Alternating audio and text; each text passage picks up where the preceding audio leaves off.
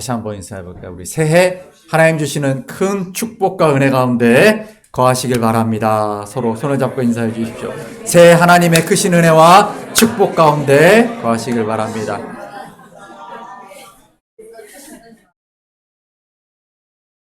네. 보통 주보가 아주 중요한 정보를 담고 있는데 오늘 주보는 실수가 좀 많습니다. 여러분 이해해 주시고, 특별히 우리 성가대가 아주 은혜로운 찬양을 준비해 주셨는데 지난주 제목이 들어가 있고요. 설교는 다음 주 설교 제목이 들어가 있습니다. 다음 주 겁니다. 네. 오늘 설교는 광야의 약속입니다. 제가 어떻게 이렇게 됐네요. 여러분 그 외에도 틀린 데가 좀 있는데 여러분 이해해 주시고 함께 기도하고 말씀 나누겠습니다. 걸어가신 아버지 하나님, 귀한 말씀 허락하셨사오니 이 말씀 함께 나눌 때 성령께서 각 사람의 심령 가운데 내주하시고 조명하여 주셔서 말씀의 참뜻을 밝게 깨달아 알게 하시고 이 말씀 따라 살아갈 수 있는 믿음과 용기와 지혜를 더하여 주옵소서. 우리 주 예수 그리스도 이름으로 기도합니다. 아멘. 할렐루야. 새해 첫 주일입니다.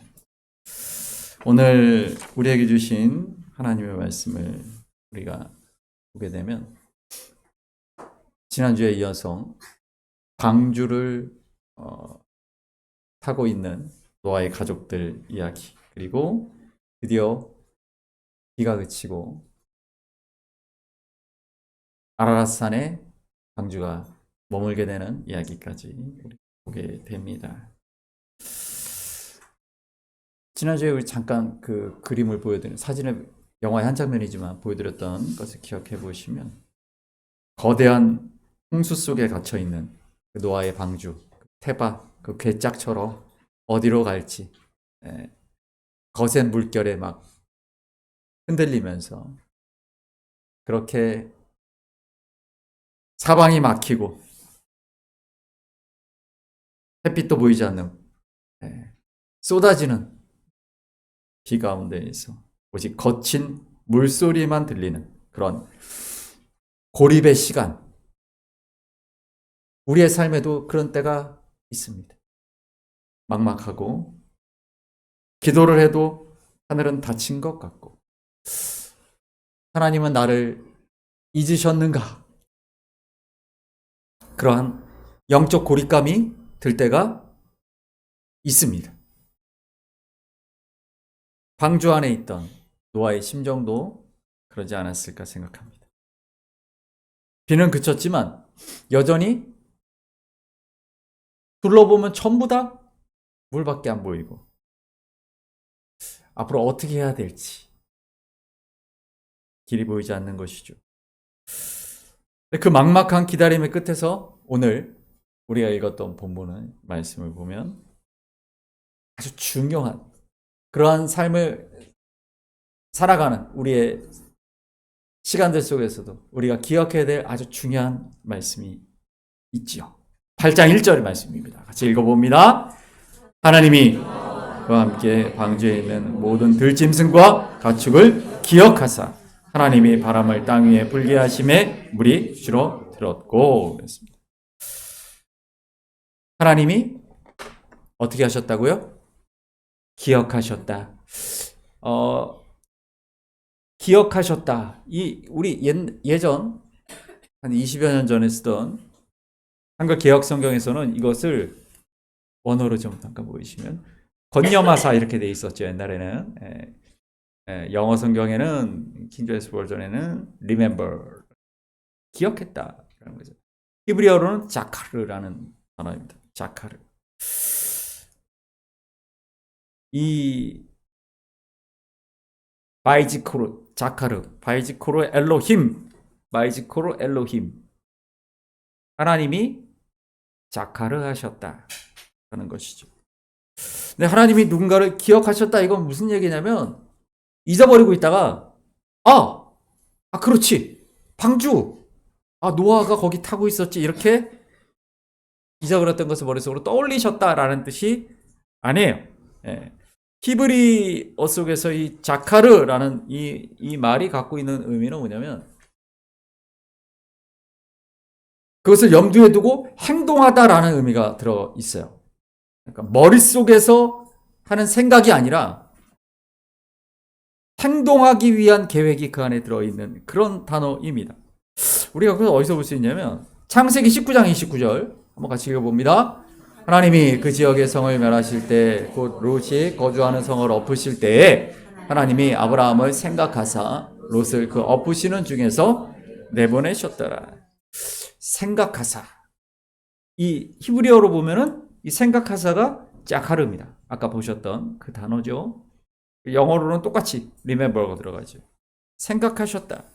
하나님이 소돔과 고모라를 멸망시키는 그 과정 가운데 하나님의 계획이 어떻게 이루어지는가를 보여주는 단어가 바로 자카르야. 우리 하나 더 볼까요? 출애굽기 2장 24절 말씀입니다. 읽습니다.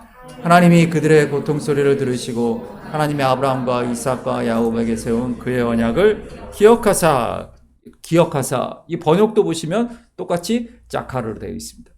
이게 remember라는 이 영어 단어 하나에 담길 수 없는 히브리어의 의미가 있어요. 그것은 뭐냐면 그냥 잊어버리고 있다가 내 백성들이 고난을 당하는구나 하고 딱 잊혀졌던 기억이 되살아났다 혹은 생각했다 이게 아니고 바로 하나님의 계획이 그 가운데에서도 계속되고 있었고 그 계획에 맞추어 행동을 하신다라는 의미를 담고 있다라는 것이죠.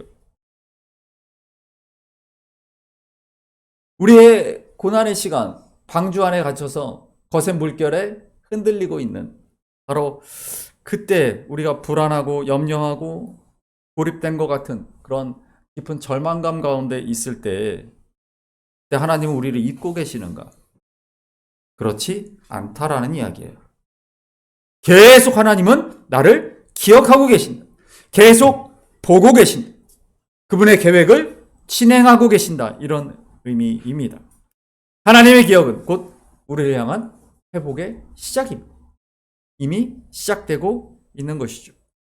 그렇기 때문에 이 말씀은 뭐냐면 방주 안에 있는 노아의 가족들을 하나님 저 하늘 높은 곳에서 잊어버리고 계시다가 아니라 그 방주 안에서 함께 노아와 함께 그 거친 물결에 함께 흔들리고 계신다. 우리의 고난의 한복판에서 함께 아파하고 계신다. 우리 허윤정 집사님 수술을 받으시고 지금 요양병원으로 전환하셨는데 그 수술실 안에 하나님이 함께 하신다. 그 고통의 시간 함께 동행하고 계신다. 얘기를 하는 거예요. 기억하신다, 자카르 한다라는 말의 의미는 거기에 있어. 마치 아무 일도 일어나지 않는 것 같지만 하나님은 그곳에 함께하고 계신다. 너의 고통의 시간, 침묵하고 계신 하나님이 안 보이는 것 같지만 하나님의 계획은 진행되고 있다라는 것이죠. 우리를 기억하실 뿐만 아니라 그 고통의 무게를 함께 견디시며 우리를 붙들고 계신다. 그 말이 자카르라는 말의 의미입니다. 출애굽기 20장 8절 말씀 보시면 8절만 보겠습니다. 여기 보면 뭐라고 되어 있습니까? 안식일을 기억하여 거룩하게 지키라. 이 기억하다라는 이 자카르가 똑같이 우리에게 쓰이죠. 안식을 기억한다라는 건 뭐겠어요? 하나님과의 언약을 기억한다라는 건 뭐겠어요? 그냥 머릿속으로 생각한다는 겁니까? 아니죠. 합당하게 행한다라는 걸 의미하는 거예요. 자카르가 갖고 있는 의미입니다. 그렇기 때문에 우리는 4절 5절 오늘 읽었던 본문이죠. 창세기 8장 4절 5절 읽어봅니다. 일곱째 달 11의 날에 방주가 아라랏산에 머물렀으며 물이 점점 줄어들어 열째 달 곧 그달 초하루날에 아멘. 자카르 기억하시는 하나님의 역사하심은 어느 한순간 마치 마술사가 모자에서 토끼를 꺼내듯이 그렇게 짠하고 바뀌는 것이 아니다라는 것이죠. 물이 조금씩 점점 줄어드는 것과 같이 산봉우리가 물에 잠겨 있다가 조금씩 드러나듯이 하나님의 그 계획의 단계에 따라 하나님의 우리를 회복시키시는 역사가 하나님의 계획을 따라 하나님의 때 하나님의 방법으로 이루어지고 있다라는 것이죠. 그래서 성경은 기다림의 신앙이라고 말합니다. 물이 빠지는 시간 동안 노아는 다시 기다리고 있는 것이죠. 그러나 달라진 게 있죠. 무엇입니까? 물이 줄어들고 있는 것을 본다는 거예요.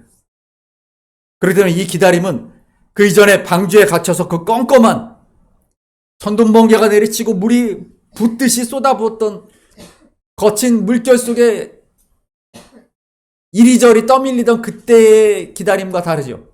어떤 것입니까? 그것은 보이기 시작한 확실한 미래를 향한 소망이죠. 그렇죠? 분명히 물이 줄어들고 있기 때문에 봉우리가 좀 보이기 때문에 시간이 지나면 분명한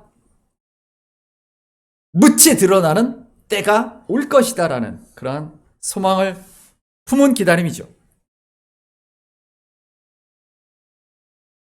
이사야 40장 31절 말씀, 우리 잘 아는 말씀이죠.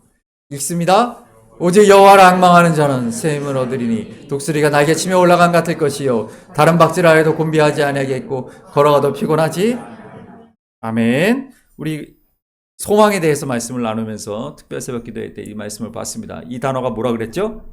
카바. 기억하십니까? 카바. 소망을 이야기할 때 카바의 어원이 뭐라고 말씀드렸습니까?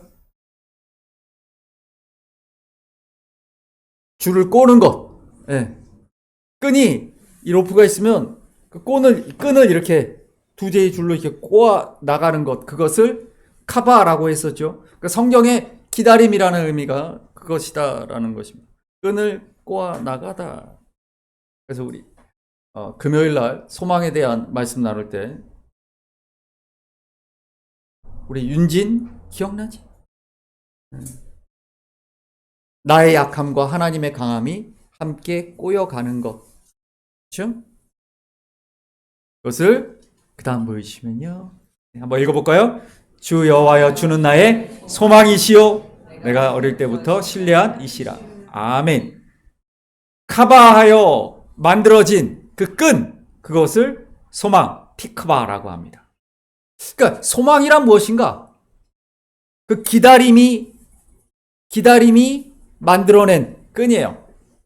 그 끈을 만들어가는 것. 소망을 갖는다는 건 우리가 그 줄을 잡고 있다는 것이죠. 그 성경이 말하는 기다림이란 그런 것입니다. 우리 시편 25편 말씀도 읽어볼까요? 읽어봅니다.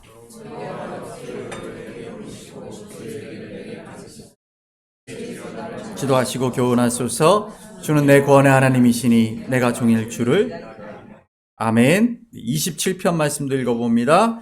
내가 산자들의 땅에서 여호와의 선하심을 보게 될 줄 확실히 믿었도다. 너는 여호와를 기다릴지어다. 강하고 담대하며 여호와를 기다릴지어다. 130편 말씀도 읽어봅니다. 파수꾼이 아침을 기다림보다 내 영혼이 주를 더 기다리나니 참으로 파수꾼이 아침을 기다림보다 더하도다. 아멘. 바로 이 기다림, 그 소망의 끈을 잡고 하는 기다림이죠. 파수꾼이 아침을 기다리는 것은 어떤 기다림이겠어요? 지호가 아침을 기다려. 내일 아침을 기다려. 내일 아침이 올까 안 올까? 오겠지.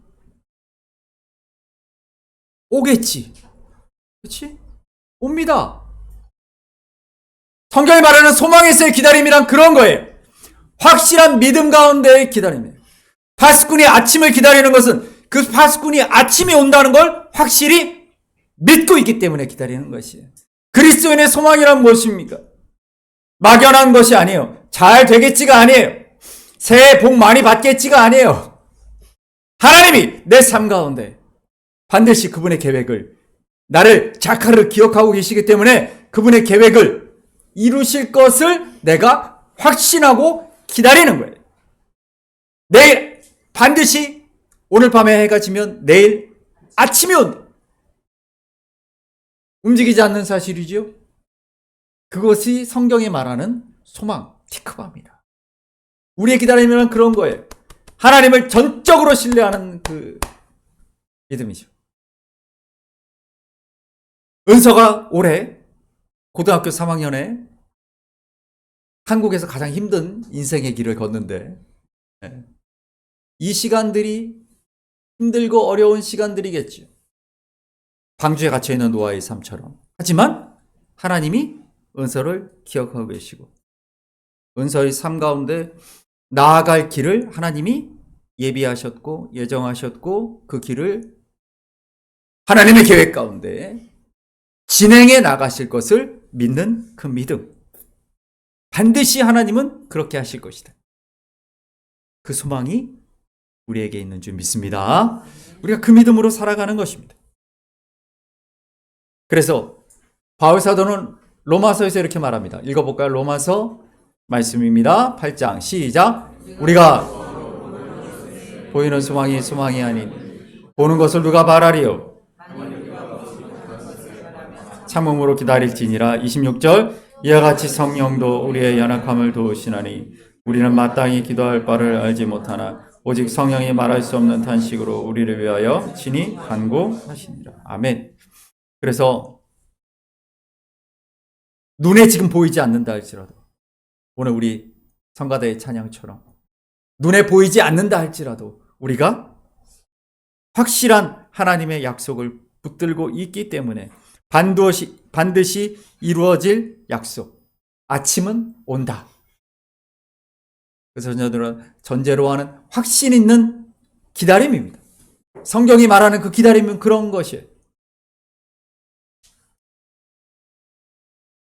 바울은 특히 오늘 이 로마서 말씀을 통해 뭐라고 말합니까? 기다림을 보이지 않는 세계를 현재로 끌어당기는 믿음의 눈이다라고 말합니다. 아까 방주 안에 노아 혼자 있는 것이 아니라 하나님이 함께 하셨던 것처럼 성령이 우리의 연약함을 아시기 때문에 말할 수 없는 탄식으로 우리를 위하여 간구하시며 우리와 함께 이 고난의 시간을 겪고 계신다는 거예요. 그리고 반드시 하나님께서 이루실 놀라운 계획들을 이루어 가신다라고 말씀하고 있는 것입니다. 예전에 한번 보여드렸던 헨리 나우엔, 상처 입은 치유자, 하버드 대학 교수이시기도 하셨고요. 그의 삶이 하버드 대학을 퇴직하시고 라르쉬 공동체라고 중증 장애인들을 섬기는 공동체에 들어가셔서 세상을 떠나시기 전까지 어려운이들을 섬기는 삶을 실천하셨던 분이시죠. 그분이 그리스도인의 기다림이란 역동적인 기다림이다 이렇게 얘기를 합니다. 뭐 읽어볼까요? 기다림은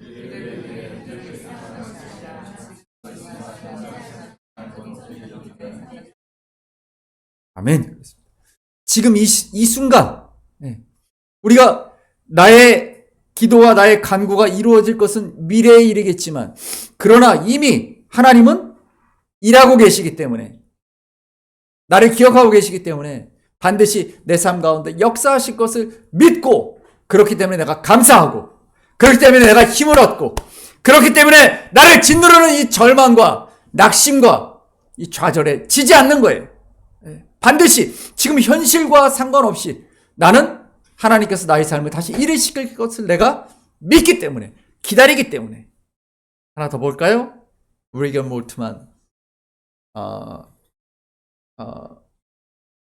20세기의 가장 위대한 신학자로 꼽히는 분이신데, 이분이 썼던 책이 있어요. 십자가에 달리신 하나님. 십자가에 달리신 하나님, 예수 그리스도를 얘기하는 것이죠. 우리의 고통을 함께 하시는 하나님이라는 의미예요. 읽어볼까요? 우리는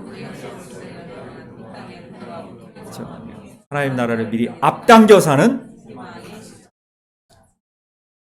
같은 이야기입니다.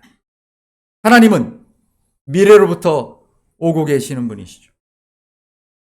우리는 그분의 임재를, 그분의 내 삶 가운데 이루실 놀라운 역사를 확신하고 기다리는 사람이 마치 내일 아침이 올 것처럼, 그렇기 때문에 내일의 아침을 우리는 미리 계획합니다. 내일 아침에 이걸 할 거야. 왜요? 확신이 있기 때문이시죠. 그렇죠? 바로 하나님 나라를 미리 앞당겨 사는 그런 희망 속에 우리가 살아간다라는 것이죠. 오늘의 밤에 머물지 않는다는 것. 밤이 영원하지 않아요.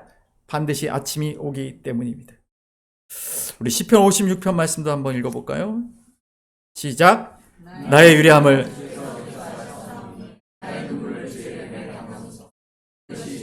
기록되지 않아요.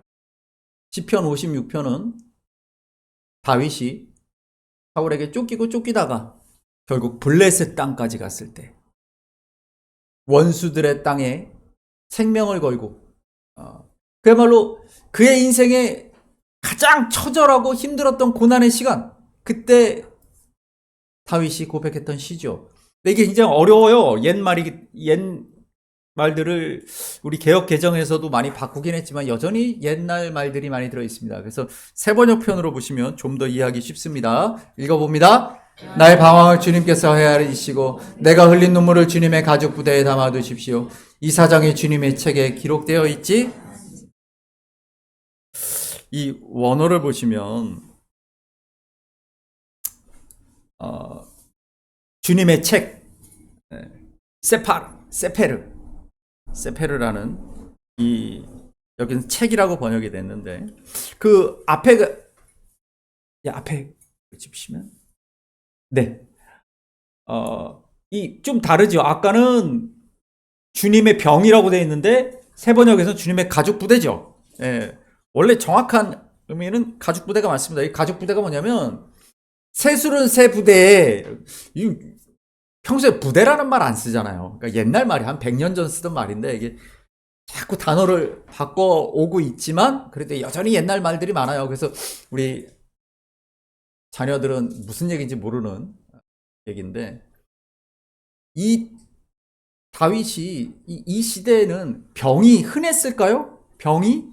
아니죠. 아주 왕이나 막 이런 사람들이나 진짜 그 그리스 문명에서 만들었던 그 유리병들, 그런 것들을 진짜 고급 사치품들이죠. 그러니까 일반 사람들은 뭐에다 물을 담아 먹었겠어요? 가죽 부대, 가죽 부대. 동물 뭐 장기나 이런 걸로 만드는 그런 가죽 부대를 썼다는 것이죠. 그래서 근데 중요한 건 뭐냐면 다윗이 그렇게 힘들게 막 광야를 도망 다니다가 결국 블레셋까지 도망다니는 그의 방황, 그의 그 고난 속에 그가 흘렸던 눈물, 이런 것들을 그게 다 땅에 흩어져 버렸던 거, 땅에 떨어져서 다 이렇게 날아가 버렸다, 이게 아니죠. 그 눈물을 주님이 다 담아두고 계신다. 너의 아픔과 너의 슬픔과 너의 상처를 내가 다 기억하고 있고 그리고 기록한다. 이 세페르라는 단어가 사파르라는 동사를 어원으로 갖고 있는데 이 사파르가 의미하는 거 뭐냐면 우리가 성경에 어떨 때 이 단어가 쓰냐면 별의 수나 머리카락을 센다. 별의 수를 세어보아라. 뭐 이런 말씀하실 때 나오는 단어가 사파르예요. 그러니까 하나하나를 다 세어보고 기록한다, 이런 의미를 갖고 있죠. 나의 고난의 시간, 나의 상처의 시간, 우리 유나가 힘들었던 모든 그 시간, 흘렸던 눈물, 다 하나님이 알고 계신다. 다 담아놓고 계신다. 다 기록하고 계신다. 함께 하고 있다라는 것이죠. 오늘 우리에게 주셨던 본문 말씀 히브리서 말씀입니다. 5절, 6절 읽어볼까요? 돈을 사랑하지 말고 있는 바를 족한 줄로 알아. 그가 친히 말씀하시기를 내가 결코 너희를 버리지 아니하고 너를 떠나지 아니하리. 6절도 볼까요? 그러므로 나를 돕는 이시니 내가 무서워하지 아니하겠노라. 사람이 내게 어찌하리요? 아멘. 그렇습니다.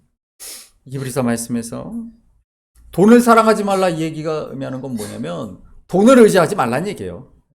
우리가 의지할 바는 오직 하나님이시다. 돈이 많으면 너를 돈이 지켜줄 것 같아? 아니죠. 우리 잘 알고 있지 않습니까? 한순간이에요. 모든 게 한순간이에요. 우리를 지켜줄 수 있는 건 아무것도 없다는 거 우리는 알게 됩니다. 그런데 뭐라고 말합니까? 5절에 보면 우리 5절 빨간 글씨만 읽어볼까요? 내가 결코 너희를 버리지 아니하고 너희를 떠나지 아멘. 우리 6절도 읽어봅니다. 빨간 글씨만 읽어볼까요? 주는 나를 돕는 이신 아멘. 하나님 우리에게 약속하신 것이 내가 너와 함께한다. 다른 걸 의지하지 마라. 사람 의지하지 말고 돈을 의지하지 말고 네 건강도 의지하지 말고 한순간이야. 그런 거 무너지는 거 정말 한순간이야. 우리가 의지하고 우리가 바라봐야 될 진정한 도움은 오직 하나님 한 분뿐이신 줄 믿습니다. 신명기 1장 말씀 볼까요? 우리 창세기 28장 15절 내가 너와 함께 있어 지키며 너를 이끌어 이 땅으로 돌아오게 할지라 내가 내게 허락한 것을 다 이루기까지 너를 떠나지 아멘.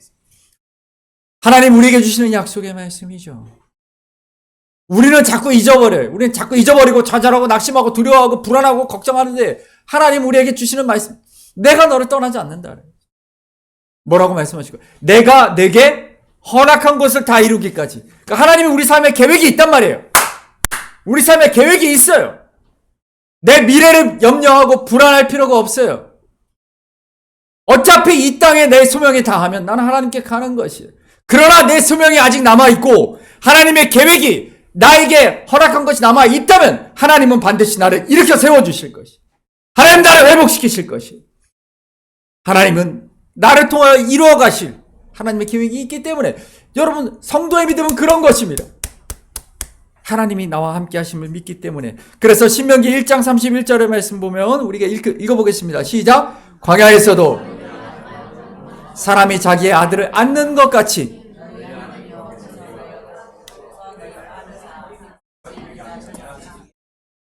아멘. 광야의 삶을 보면서 이 신명기 말씀은 어떤 것입니까? 신명기는 이스라엘 백성들이 광야에서 40년의 광야의 삶을 이제 약속의 땅에 들어가기 전에 마지막으로 신신당부한 이야기, 그 신명기죠. 모세의 3편의 설교를 묶어놓은 겁니다. 그 땅에 들어가거든 정말 이렇게 살아라라고 모세는 함께 들어가지 못하잖아요. 신신당부한 얘기죠. 기억해라. 뭘 기억하라고 말합니까? 광야에서 너희가 걸어온 길에서 하나님이 너희를 안으시고 너희는 모르겠지만 하나님은 너희를 안고 오셨다. 너희를 안고 오셨다. 우리 은혁이가 이제 경주에 있는 학교로 가는데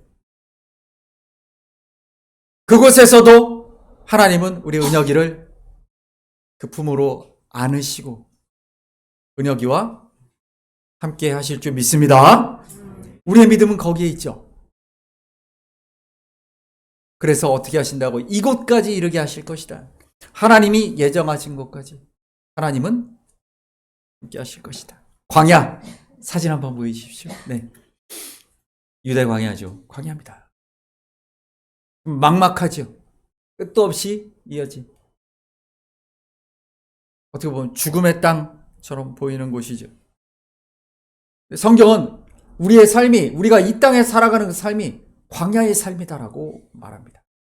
이 광야를 내 힘으로 걸어가는 게 아니에요. 시편 23편 4절에서 다윗이 이렇게 고백하죠. 같이 읽습니다.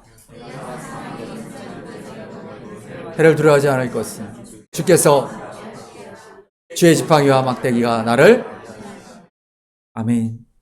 사망의 음침한 골짜기로. 그 사진 한번 다시 보여주시면요. 위에 앞에 사진. 네. 이 골짜기들이 쭉 이어져 있죠. 네. 이 골짜기, 이 광야는 사실은 산 같은 그런 였는데, 이 비가 내리지 않고 그러다 보니까 뜨거운 바람 속에서 결국 이렇게 다 황폐해진 곳이죠. 어떻게 보면 죽음의 땅이기도 한데, 이 땅들을 이렇게 가다 보면 여기 이렇게 길들이 있어요. 이렇게 길들이 이렇게 마치 산둥성이 이렇게 돌아가듯이 길들이 있는데, 이 길들을 가다가 자칫하면 이 골짜기로 떨어져 버리게 되죠. 그 길이 제가 말씀드린 적이 있었죠. 광야길을 제가 이 길을 걸어봤는데 사람 하나 지나가는 길입니다. 굽이 걸어가요. 광야를 빠져나가려면 한참 가야 됩니다. 저 끝에 여리고가 있거든요. 이 광야 끝에는 예루살렘이 있습니다. 여리고에서 예루살렘까지 이 광야를 통과해야 되는 거예요. 한 줄로 갑니다. 옛날 길이 한 줄인데. 그래서 이 길을 굽이 돌아가기 때문에 이 코너를 딱 돌면 무너져 있을 때도 있어요. 무슨 일이 있을지 몰라요. 우리가 선한 사마리아인의 비유처럼 코너로 돌았는데 강도가 기다리고 있을 수도 있어요. 발을 헛디디면 골짜기로 떨어져 버릴 수도 있습니다. 그런 길을 간다는 거예요. 우리의 삶이 한치 앞을 모른다는 거예요. 굽이 돌아가야 되는데 이 굽이를 돌았을 때 앞에 어떤 일이 벌어진지 우리 모르고 저 길을 걸어가는 거예요. 근데 그 길을 다윗이 뭐라고 고백합니까? 주께서 나와 함께 하신다라고 말하죠. 우리 이사야 43장 19절 말씀 읽어볼까요? 보라 내가 새 일을 행하리니 만지시 내가 광야의 길을 아멘. 하나님은 어떤 분이신가? 하나님은 광야의 길을 내시는 분. 우리는 안 보여요. 내가 어떻게 살아갈까? 우리 애논이가 새로운 학교로 이제 고등학생의 삶을 시작하는데 어떤 길을 걸어갈지, 어떤 삶이 펼쳐질지 모르죠. 하나님이 길을 여시는 분인 줄 우리가 믿기 때문에, 그 하나님이 나를 안고 그 길을 걸어가실 걸 내가 믿기 때문에 그 믿음으로 가는 것입니다. 하나님께서 내 삶에 어떤 역사를 이루실지를 기다리며 그 소망의 끈을 붙잡고 그 길을 걸어가는 것입니다. 우리 신명기 8장 2절 말씀인데요. 마지막으로 한번 읽습니다. 내 하나님 여호와께서 내 광야 길을 걷게 하신 것을 기억하라. 이는 너를 낮추시며 너를 시험하사 내 마음이 어떤지 그 명령을 지키지 않는지. 아멘. 40년 동안 광야의 길을 걷고 마지막에 그들에게 주었던 이 말씀. 기억하라. 너희도 기억하라. 그 광야에서 날마다 하나님께서 아침에 만나로 채워주시고 다시 저녁에는 내일의 아침을 기다리게 하는 소망을 주셨던 그 하나님과 함께 했던 것들을 기억하라. 하나님이 나를 먹이시고 하나님이 내 삶을 불기둥과 구름기둥으로 인도하실 것을, 나를 보호하실 것을 믿고 살아왔던 그 시간들을 기억하라. 그 하나님이 앞으로의 삶 또한 너를 인도하실 것이고 너를 보호하실 것이고 너를 안아서 이 광야의 삶을 얻게 하실 것이다 라는 말씀입니다. 여러분, 성도는 지금 오늘의 현실을 바라보는 사람이 아니라 눈에 보이지 않는 하나님이 주실 확실한 내일의 아침에 오듯이 반드시 하나님이 이루실 하나님의 약속을 신뢰하고 소망하며 살아가는 사람들인 줄 믿습니다. 여러분, 오늘 우리가 부를 찬양이 광야를 지나며라는 찬양인데요.